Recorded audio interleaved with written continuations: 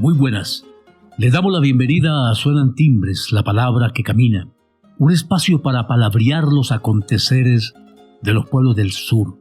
Estamos en Radiópolis, la radio cultural y comunitaria de Sevilla, en Bolche Radio de Voz Digital, en las emisoras municipales y ciudadanas enlazadas en la onda local de Andalucía, en Urdimbre Radio y en Radio Malva de Valencia. Somos Suenan Timbres, un encuentro con el mundo de la política, la solidaridad, los movimientos sociales, el análisis crítico, la música y la poesía. Les habla Jaime Sedano Roldán.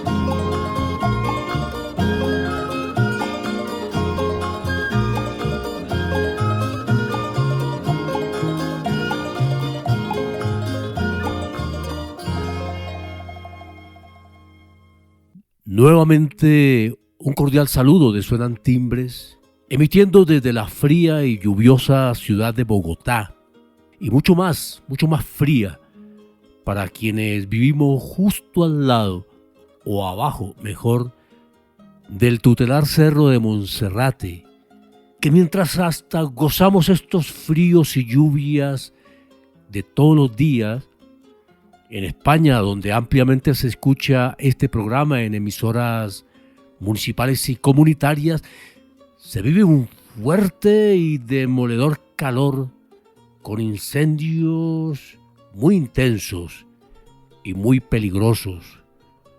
Nuestro saludo para nuestras amigas y amigos allí, especialmente en las tierras andaluzas, deseándoles un buen verano, justico allí, por las playas y buscando las partes altas para refrescar el ambiente, para refrescar la vida. Queremos concentrarnos un poco en la situación que se vive en Colombia actualmente. Una situación muy delicada, muy polarizada. Algo que viene de muchos años atrás, pero que se intensificó radicalmente con la llegada del gobierno de Gustavo Petro, el cual no terminó de ser aceptado por los viejos poderes, que han buscado todas las formas de enredarlo, subvertirlo y hasta de tumbarlo, y las siguen buscando. La administración norteamericana de Donald Trump ha entrado abiertamente a la confrontación, a la negación y a la descalificación del gobierno, en una actitud de provocaciones diarias, una provocación abusiva e ilegal.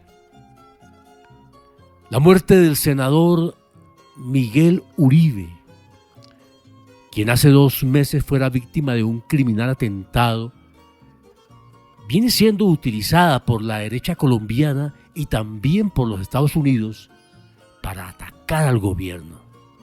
Hay que indicar para quienes no lo saben, especialmente fuera de Colombia, que el senador asesinado, Miguel Uribe, un joven senador, no es familiar del expresidente Álvaro Uribe.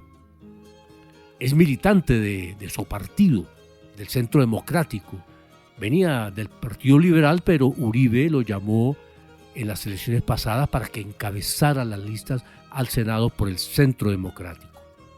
De manera que se prenden las alarmas en Colombia y el presidente Gustavo Petro está llamando a la unidad latinoamericana contra las agresiones, las provocaciones y las amenazas de Estados Unidos, que van dirigidas no solo contra Colombia, también contra México, contra Venezuela, contra Cuba, contra Brasil, contra todo el mundo, contra todo aquel que no se pliegue a los intereses de Estados Unidos y a los caprichos imperiales del señor Donald Trump.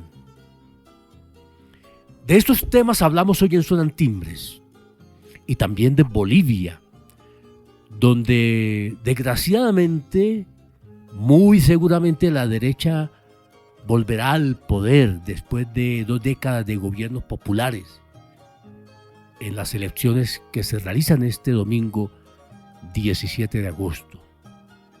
Y siendo agosto, pues traemos un podcast con la emocionante introducción del cuento de Gabriel García Márquez, En agosto nos vemos.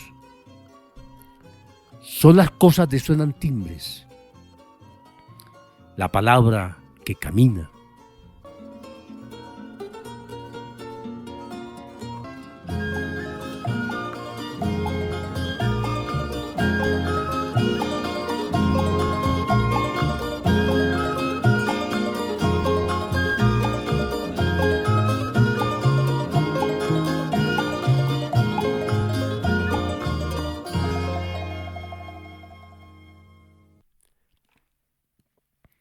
El podcast que vamos a escuchar lo hemos llamado Si John Lennon viviera. Y tiene que ver con lo que veníamos hablando, las amenazas y agresiones de Estados Unidos contra Colombia y contra el gobierno de Petro y también contra otros pueblos de América Latina. John Lennon era uno de los personajes creados hace 30 años atrás por Jaime Garzón, un periodista, comediante político muy popular en Colombia, asesinado el 13 de agosto de 1999.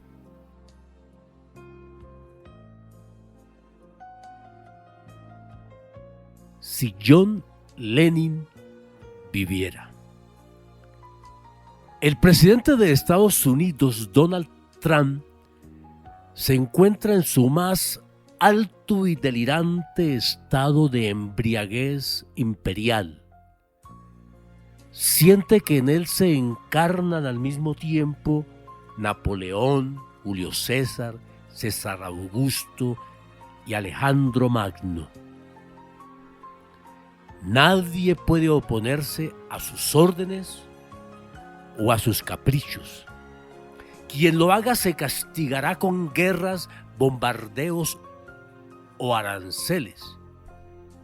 Y con el pretexto de luchar contra el narcotráfico quiere invadir países latinoamericanos. Ofrece $50 millones por la captura, vivo o muerto, o por quien dé información del paradero del presidente de Venezuela, Nicolás Maduro. Rechaza decisiones soberanas de la justicia en Brasil, Colombia y otros países y opina sobre qué tipo de gobierno debe haber en cada país. Podrán ser lo que quieran. La única exigencia para ser reconocidos es que sean leales y sumisos a Trump. Siente Trump que en lugar del copete amarillento lo que tiene sobre su cabeza es la corona del rey del mundo, del universo y de todas las galaxias. Estos actos de injerencia, abuso y arrogancia los hemos vivido en América Latina y el Caribe toda la vida. Bolívar lo advirtió hace 2 siglos. Parece que los Estados Unidos estuvieran destinados por la divina providencia a sembrar de hambre y miseria a la América Latina en nombre de la libertad, dijo. José Martí, el prócer cubano, hace 172 años hablaba de ese norte violento y brutal que nos desprecia.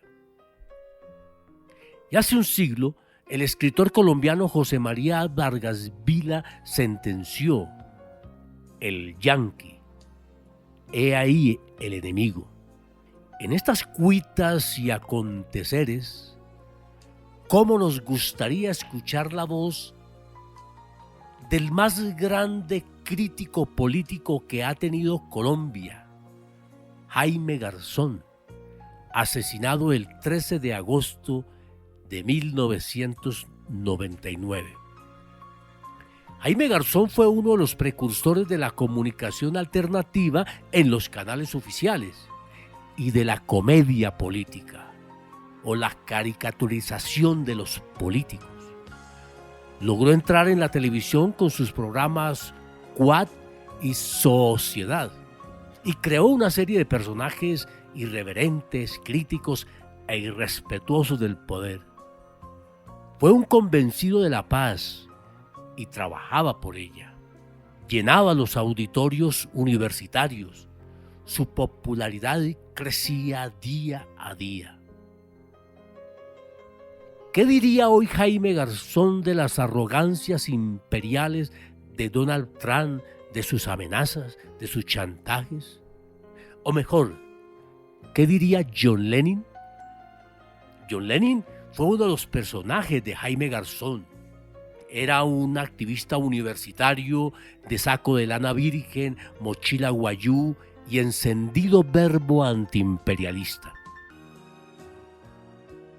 Los gringos tienen el rabo de paja y la nariz empolvada, compañeros, porque además de metérsela toda, ahora quieren metérsenos al rancho, que también podrá ser de paja, pero tan digno como el sudor del pueblo oprimido, compañeros. Y es que el enemigo ve la paja en la carreta nuestra, pero no ve la cosa nostra que tiene en el ojo de águila imperial, compañeros. Y es que tras de toda tracodemocracia hay un narcoimperialismo, compañeros. Fíjense el caso de Dukakis y Gore, compañeros, que tienen la nieve de la corrupción en sus hombros, en el sentido de que se apuntan hacia el poder con los narcodólares que le entregan nuestros narcopaisanos. Contra la droga, que los gringos se la metan toda. Gracias, compañeros.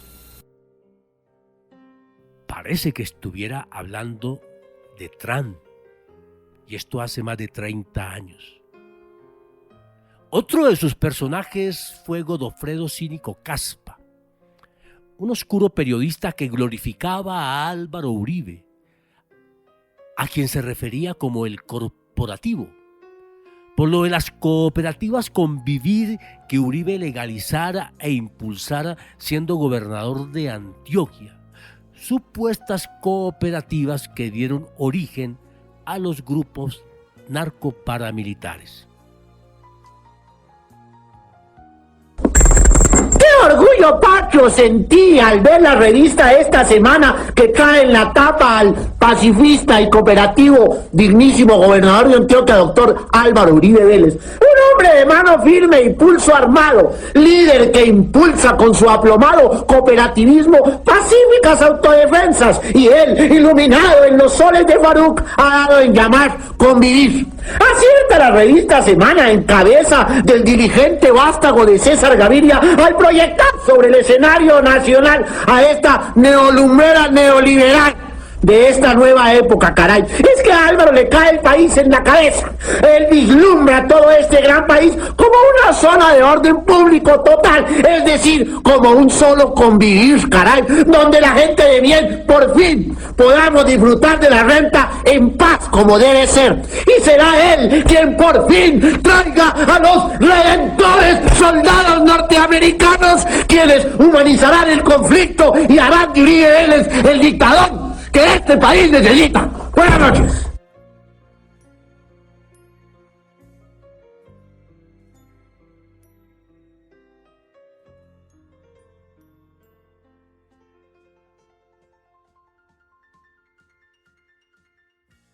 Si Jaime Garzón viviera, estaría agitando la protesta antiimperialista, la que debe levantarse por todo el continente, desde el sur del Río Grande hasta la Patagonia, y estaría luchando por la vida, por lo que hoy pasa en Colombia. El 13 de agosto de 1999, en una acción de sicarios paramilitares y coordinada por la Agencia de Seguridad del Estado, asesinaban a Jaime Garzón para callar su voz irreverente y acusadora.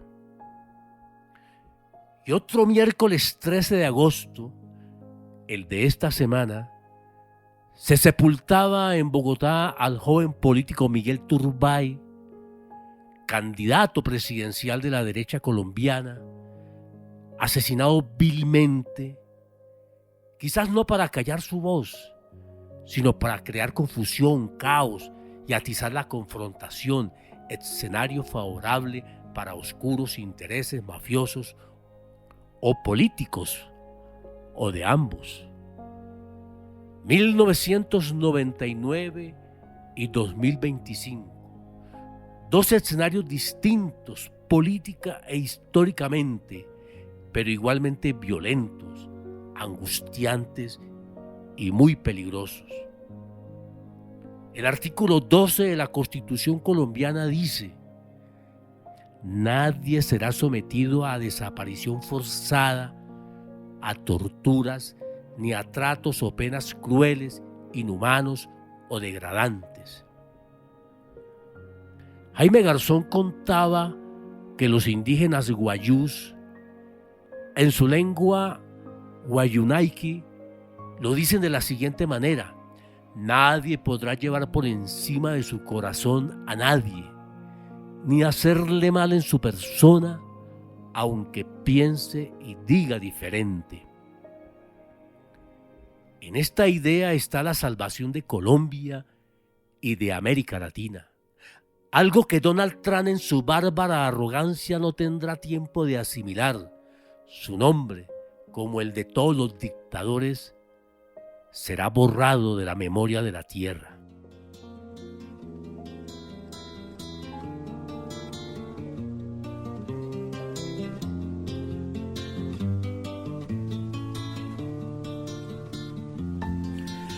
El nacimiento de un mundo se aplazó por un momento, fue un breve lapso del tiempo, del universo un segundo.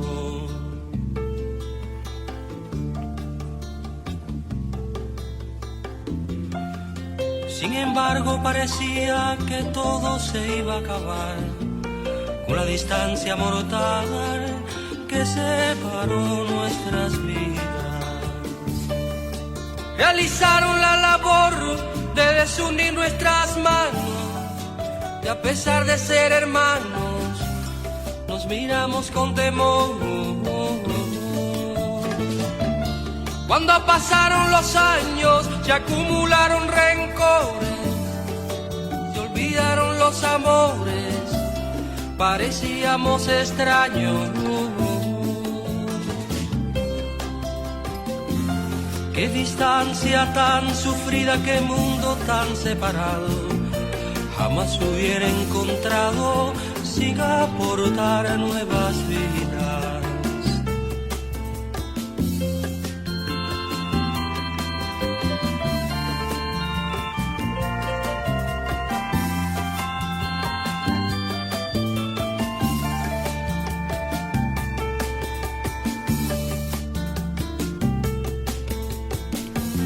Esclavo por una parte, servil criado por la otra, es lo primero que nota, el último en desatarse. Explotando esta misión de verlo todo tan claro, un día se vio liberado por esta revolución. Esto no fue un buen ejemplo para otros por liberar. La nueva labor fue aislar, bloqueando toda experiencia. Lo que brilla con luz propia, nadie lo puede apagar. Su brillo puede alcanzar la oscuridad de otras cosas. ¿Qué pagará este pesar del tiempo que se perdió, de las vidas que costó, de las que puede costar? No pagará la unidad de los pueblos en cuestión, y al que niegue esta razón, la historia condenará. La historia lleva su carro y a muchos nos montará, por encima pasará de aquel que quiera negarlo. Bolívar lanzó una estrella que junto a Martí brilló, Fidel la dignificó, para andar por estas tierras.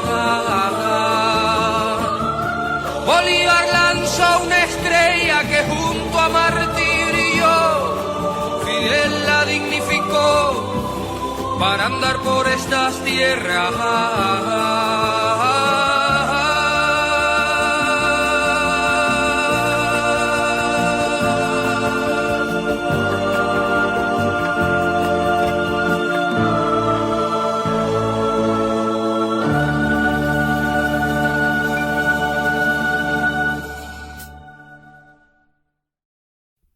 A continuación, vamos a leer, a compartirles un editorial, llamémosle así, sobre la muerte, sobre el asesinato del senador Miguel Uribe Turbay.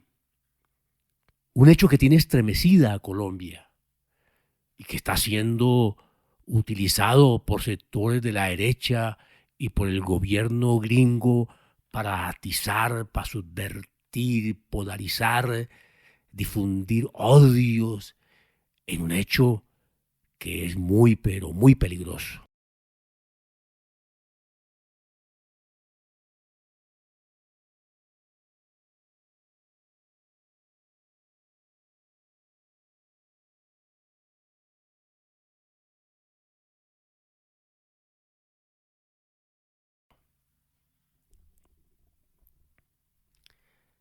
La noticia fuerte esta semana en Colombia fue la muerte del joven político Miguel Uribe Turbay, 39 años, exconcejal de la ciudad de Bogotá y exsecretario del gobierno de la ciudad de Bogotá, senador del uribista Centro Democrático y aspirante a ser el candidato presidencial del uribismo en las elecciones del 2026.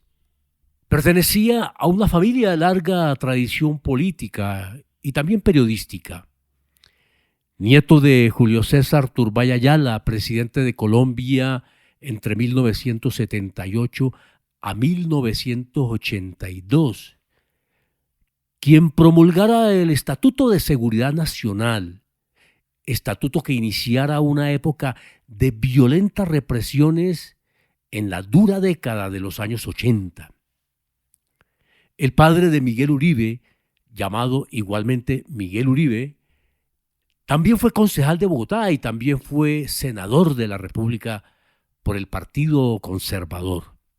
En el mes de enero de 1991, la madre de Miguel Uribe, la periodista y presentadora de televisión Diana Turbay, fue asesinada por hombres de Pablo Escobar, quienes desde hacía varios meses la tenían secuestrada, en el marco de las violentas acciones del cartel de Medellín para tratar de impedir que se aprobara la extradición de narcotraficantes a Estados Unidos. Diana Turbay tenía 41 años de edad en el momento de su asesinato y su hijo Miguel Uribe tenía 5 años, los mismos que tiene hoy día el hijo menor del inmolado Miguel Uribe. La tragedia vuelve a ensañarse con la familia Uribe Turbay y con el país.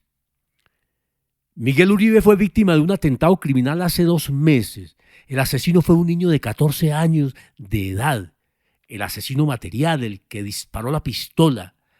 Tras él hay un complejo entramado que aún no se ha esclarecido. Las autoridades judiciales tienen varias líneas de investigación y ya hay varias personas detenidas. En las redes sociales hay decenas de versiones sobre los asesinos.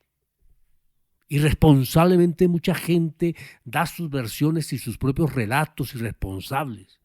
La extrema derecha, en medio de una feroz campaña de odio, volvió viral el mensaje de que el asesino o el responsable, el culpable, era el presidente Gustavo Petro. En Suenan Timbres nunca entramos al juego de los señalamientos o sindicación de responsables directos en este tipo de hechos. Eso es oficio de las autoridades judiciales. Desde Suenan Timbres intentamos hacer análisis de contexto político de los hechos. Pero queremos llamar la atención sobre un relato generalizado en los medios y en las declaraciones del mundo de la política y de los gremios, que Miguel Uribe fue asesinado por pensar diferente. Siendo un hombre del uribismo, de pensamiento radicalmente derechista, se pensaría que entonces lo habría asesinado algún grupo de extrema izquierda. Tal vez este relato se generaliza para fortalecer la idea de que el gobierno de Gustavo Petro tendría responsabilidades en este hecho criminal. Analistas serenos señalan que, como en los tiempos violentos de Pablo Escobar, hay sectores del narco y de la extrema derecha que quieren sembrar el caos, el desorden y la incertidumbre, porque ese es el escenario ideal para sus oscuros intereses. Y llaman a bajarle el tono al lenguaje violento en la política, a que no se utilice el dolor del asesinato de Miguel Uribe para sacar réditos políticos. La derecha lo está haciendo en forma irresponsable y temeraria. Y el llamado es a que haya unidad en la búsqueda de la paz, en aislar a los violentos y recuperar y sacar los odios de la política. Algo muy difícil cuando, como lo venimos señalando, la derecha basa su política opositora en arengas de odio, en calumnia, en mentiras. Parece que el narcotráfico quiere volver el país a las violentas épocas de Pablo Escobar. No lograrán derrotar y acallar a todo el mundo. Pese al odio que en Colombia siembran las derechas y hoy en día la administración Trump, las fuerzas de la paz no se dejarán acorralar. Conocemos de sobra el espanto de la muerte. Vivimos la tragedia del genocidio de la Unión Patriótica. Hemos vivido cada día la muerte diaria de líderes y lideresas sociales. Nos encontramos entonces en el dolor de los familiares, de los amigos y los colegas de Miguel Uribe. Y sabemos que el dolor y la indignación pueden convertirse en banderas de paz y de concordia. No hay otro camino. El camino es la paz.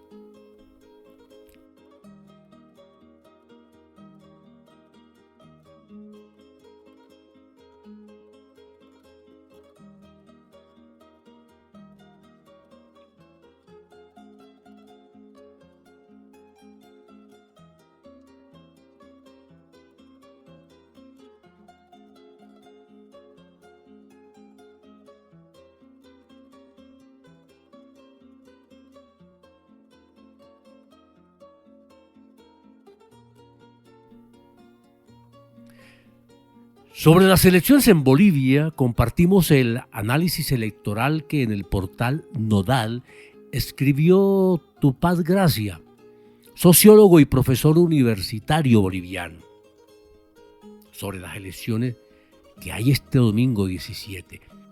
Dice García, partiendo del análisis del avance de las derechas y la debilidad de los candidatos de la izquierda. La guerra interna entre el actual presidente Luis Arce y el expresidente Evo Morales terminaron fragmentando al campo popular. El gobierno se hizo con las dirigencias oficiales y las bases confluyeron lentamente en torno a Evo Morales. Para septiembre de 2024, el malestar por la crisis económica se combinó con una marcha política encabezada por Evo Morales rumbo a la sede de gobierno. La marcha, que inició como una acción de protesta contra la división provocada por el gobierno, terminó exigiendo la renuncia de Arce. Curado del susto, el gobierno no dudó en desplegar una política de judicialización y encarcelamiento de los dirigentes cercanos a Evo Morales, desmembrando aún más el bloque nacional popular. Evo Morales ganó la interna en cuanto a respaldo político y social. Arce le ganó en cuanto a control de la sigla y los aspectos burocráticos. De cara a las elecciones, Arce presionó al Tribunal Constitucional para emitir un fallo que inhabilitara a Evo.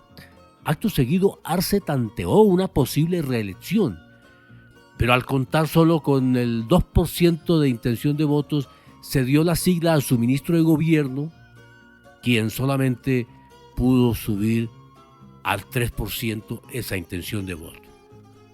Por su parte, Evo Morales no logró en 2 años una sola victoria en lo judicial, electoral o administrativo, por lo que quedó fuera de la contienda pese a ser el candidato con mayor intención de voto.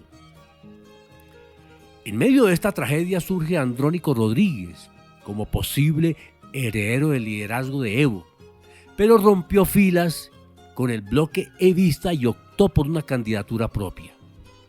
Unos y otros lo acusaron de traidor.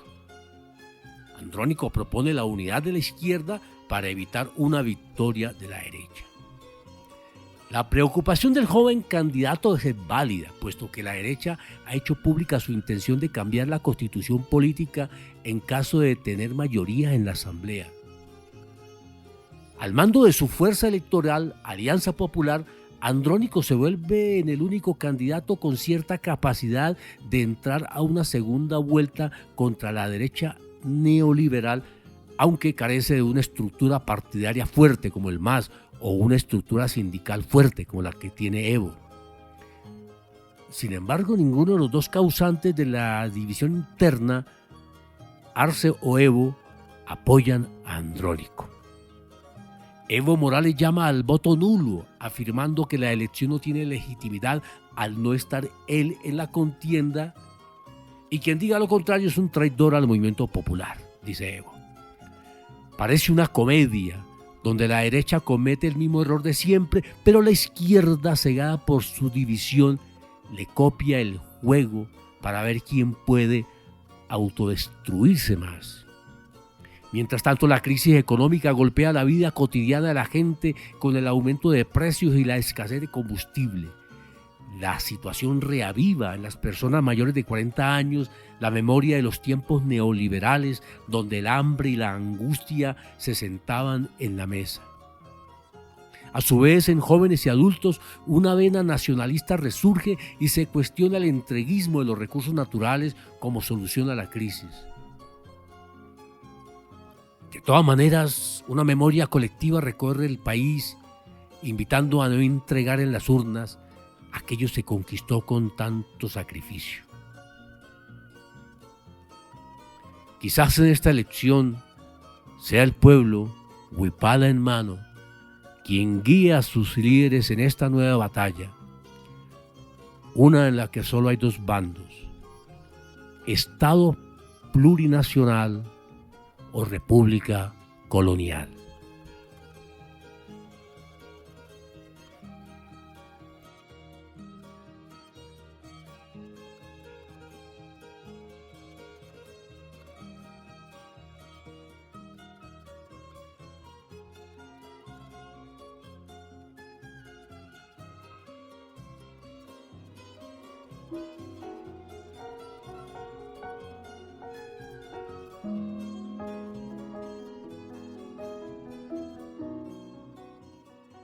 En agosto nos vemos.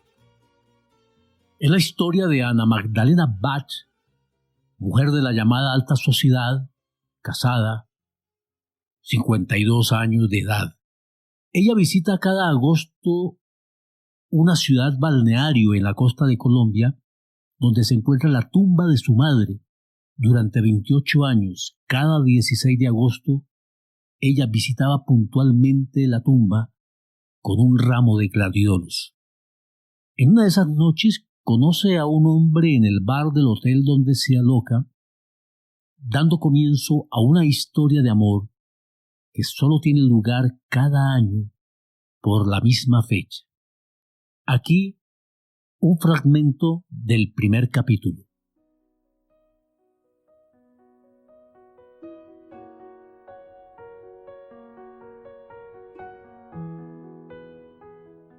Volvió a la isla el viernes 16 de agosto en el transbordador de las 3 de la tarde.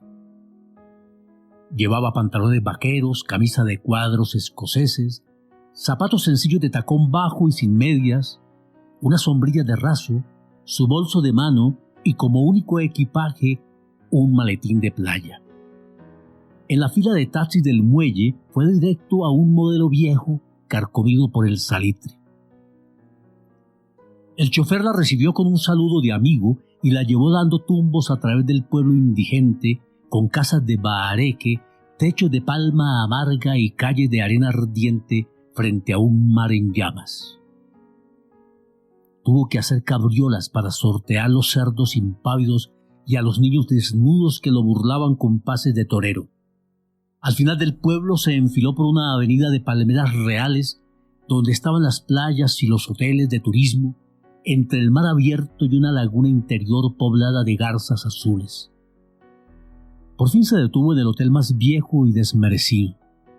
El conserje la esperaba con la ficha de inscripción lista para firmar y las llaves de la única habitación del segundo piso que daba a la laguna. Subió las escaleras con 4 zancadas y entró en el cuarto pobre con un olor de insecticida reciente y casi ocupado por completo con la enorme cama matrimonial. Sacó del maletín un neceser de cabritilla y un libro intonso que puso en la mesa de noche con una página marcada por el cortapapeles de marfil. Sacó una camisola de dormir de seda rosada y la puso debajo de la almohada.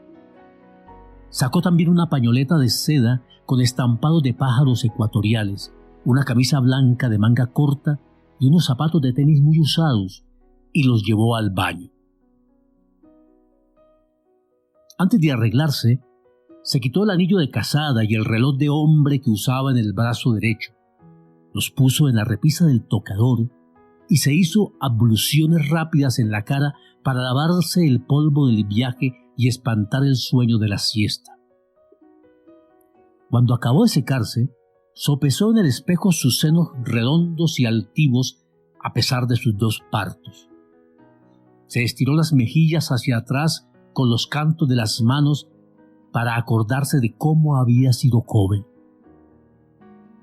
Pasó por alto las arrugas del cuello que ya no tenían remedio y se revisó los dientes perfectos y recién cepillados después del almuerzo en el transbordador. Se frotó con el pomo de desodorante las axilas bien afeitadas y se puso la camisa de algodón fresco con las iniciales de AMB bordadas en el bolsillo. Se cepilló el cabello indio largo hasta los hombros y se amarró la cola de caballo con la pañoleta de pájaros. Para terminar, se suavizó los labios con lápiz labial de vaselina simple. Se humedeció los índices en la lengua para alisarse las cejas encontradas.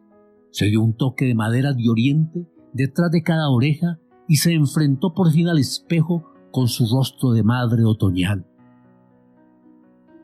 La piel sin un rastro de cosméticos tenía el color y la textura de la melaza, y los ojos de topacio eran hermosos con sus oscuros párpados portugueses. Se trituró a fondo, se juzgó sin piedad y se encontró casi tan bien como se sentía. El bar del hotel estaba abierto hasta las 10 de la noche y había bajado a comer cualquier cosa antes de dormir. Notó que había más clientes que de costumbre a esa hora y el mesero no le pareció el mismo de antes. Ordenó, para no equivocarse, el mismo sándwich de jamón y queso de otros años con pan tostado y café con leche.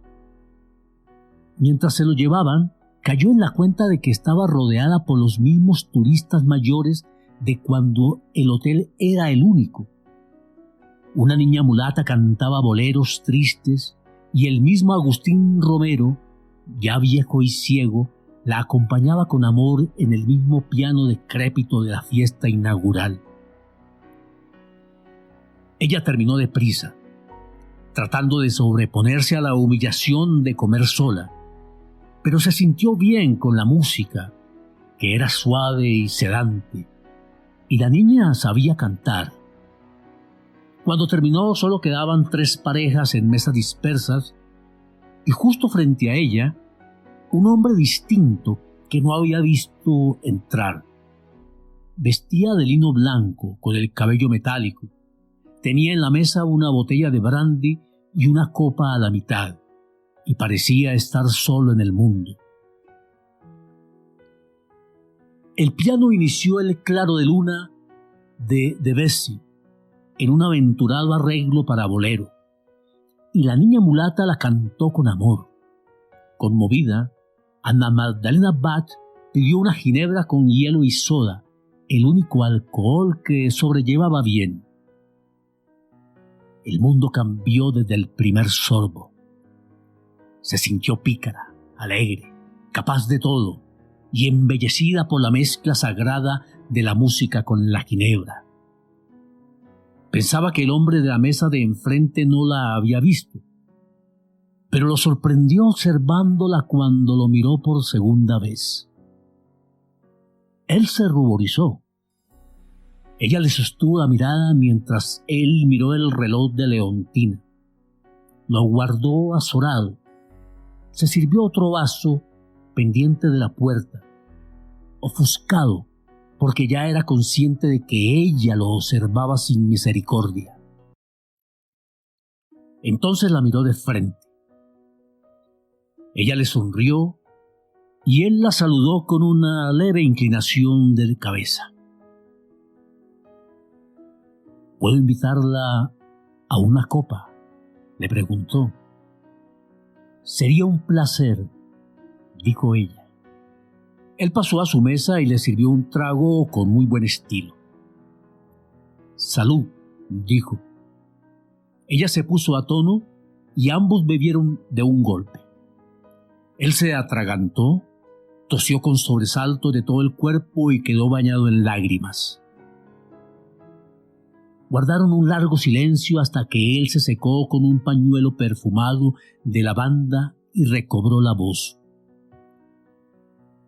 Ella se atrevió a preguntarle si no esperaba a nadie. No, dijo él. Era un asunto importante, pero ya no fue. Ella preguntó con una expresión de incredulidad calculada. ¿Negocios? Él le respondió, ya no estoy para otras cosas. Pero lo dijo en el tono de los hombres cuando quieren que no les crean. Ella lo complació y lo remató como una gran plebeya ajena a su modo de ser, pero bien medida. Será en su casa. Así siguió pastoreándolo con su tacto fino hasta enredarlo en una charla banal. Jugó a adivinarle la edad y se equivocó por un año de más, 46. Jugó a descubrir su país de origen por el acento, y a la tercera vez fue la vencida, gringo hispánico. Probó a adivinar la profesión, y a la segunda tentativa él se apresuró a decirle que era ingeniero civil, y ella sospechó que era una artimaña para impedirle que tropezara con la verdad. Hablaron sobre la astucia de convertir en bolero una pieza de Debussy, pero él no la había advertido.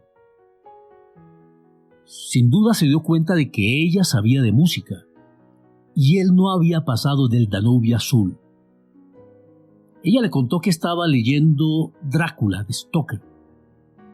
Él lo había leído del colegio y seguía impresionado con el episodio del conde que desembarcó en Londres transformado en perro. Ella estuvo de acuerdo y no entendía por qué Francis Ford Coppola lo había cambiado en su película inolvidable. En el segundo trago ella sintió que el brandy se había encontrado con la ginebra en alguna parte de su corazón y tuvo que concentrarse para no perder la cabeza. La música se acabó a las 11 y la orquesta solo esperaba que ellos se fueran para cerrar. Ella lo conocía entonces como si hubiera vivido con él desde siempre. Sabía que era aseado, impecable en el vestir, con unas manos mudas agravadas por el esmalte natural de las uñas y un corazón bueno y cobarde. Se dio cuenta de que estaba cohibido por sus grandes ojos amarillos y no los apartó de él. Entonces se sintió fuerte para dar el paso que no se le había ocurrido ni en sueños en toda su vida y lo dio sin misterios. Subimos. Él había perdido el poder. No vivo aquí, dijo. Pero ella no esperó siquiera a que terminara de decirlo. Yo sí, dijo, y se levantó y sacudió apenas la cabeza para dominarla. Segundo piso número 203 a la derecha de la escalera. No toque, empuje nada más. Subió a la habitación con el terror delicioso que no había vuelto a sentir desde su noche de bodas. Encendió el ventilador, pero no la luz. Se desnudó en la oscuridad sin detenerse y dejó el reguero de ropa en el suelo desde la puerta hasta el baño. Cuando encendió el foco del tocador, tuvo que cerrar los ojos y aspirar hondo para regular la respiración y el temblor de sus manos. Se lavó el sexo a toda prisa, las axilas y los dedos de los pies macerados por el caucho de los zapatos, pues a pesar de los sudores de la tarde, no había pensado bañarse hasta el día siguiente. Sin tiempo de cepillarse los dientes, se puso en la lengua una pizca de pasta dentrífica y volvió al cuarto iluminado apenas por la luz diagonal del tocador. No esperó a que su invitado empujara la puerta, sino que la abrió desde adentro cuando lo sintió llegar. Él se asustó, pero ella no le dio tiempo de más en la oscuridad. Le quitó la chaqueta a zarpazos enérgicos, la corbata, la camisa, y fue tirando todo en el suelo por encima de su hombro. A medida que lo hacía, el aire se iba impregnando de un tenue olor de lavanda. El hombre trató de ayudarla al principio, pero ella no le dio tiempo. Cuando lo tuvo desnudo hasta la cintura, lo sentó en la cama y se arrodilló para quitarle los zapatos y las medias. Él se soltó al mismo tiempo la hebilla del cinturón y se desabotonó la braqueta, de modo que a ella le bastó con jalar los pantalones para quitárselos. Ninguno de los dos se preocupó por las llaves, los billetes y monedas y la navaja que rodaron por el suelo. Por último lo ayudó a sacarse el calzoncillo a lo largo de las piernas y se dio cuenta de que no era tan bien servido como su esposo, que era el único adulto que conocía desnudo, pero estaba sereno y enarbolado. No le dejó ninguna iniciativa.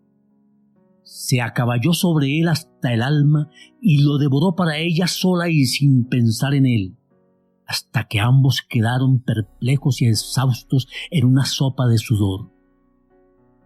Permaneció encima, luchando contra las primeras dudas de su conciencia bajo el ruido sofocante del ventilador, hasta que se dio cuenta de que él no respiraba bien, abierto en cruz bajo el peso de su cuerpo, y se tendió de espaldas a su lado. Él permaneció inmóvil hasta que tuvo el primer aliento para preguntar: ¿por qué yo? Fue una inspiración, dijo ella.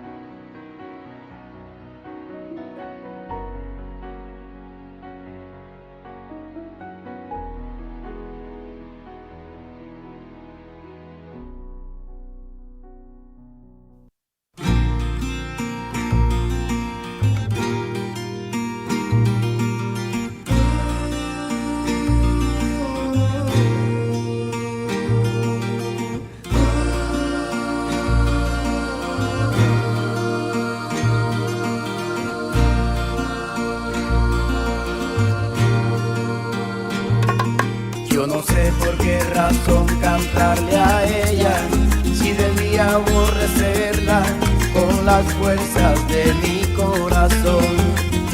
Todavía no la borro totalmente, ella siempre está presente, como ahora en esta canción.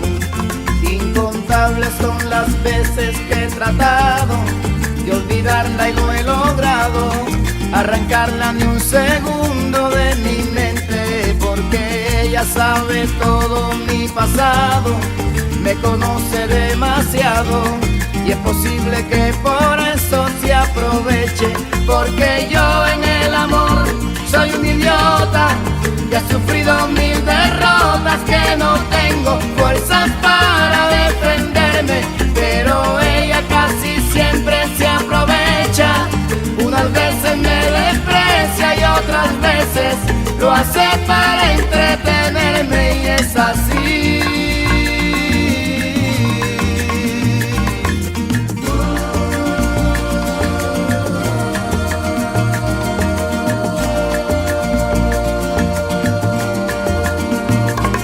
Hoy recuerdo la canción que le hice un día y en el fondo no sabía que eso era malo para mí. Poco a poco fui cayendo en un abismo, siempre me pasó lo mismo, nadie sabe lo que yo sufrí. Una víctima total de sus antojos, pero un día abrí los ojos y con rabia la arranqué de mi memoria. Poco a poco fui saliendo hacia adelante y en los brazos de otra amante pude terminar al fin con esta historia, porque yo en el amor soy un idiota que ha sufrido 1000 derrotas, que no tengo fuerzas para defenderme, pero ella casi siempre aprovechaba.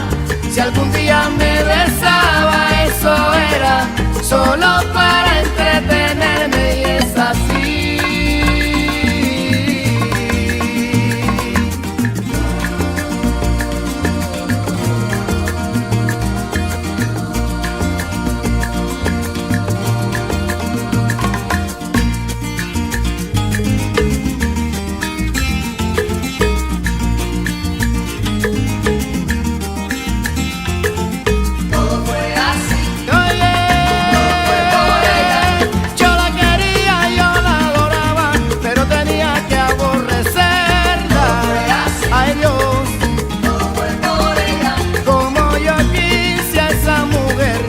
Pensaba que era buena. Oye, todo fue por ella. Yo era capaz de subir al cielo para vagar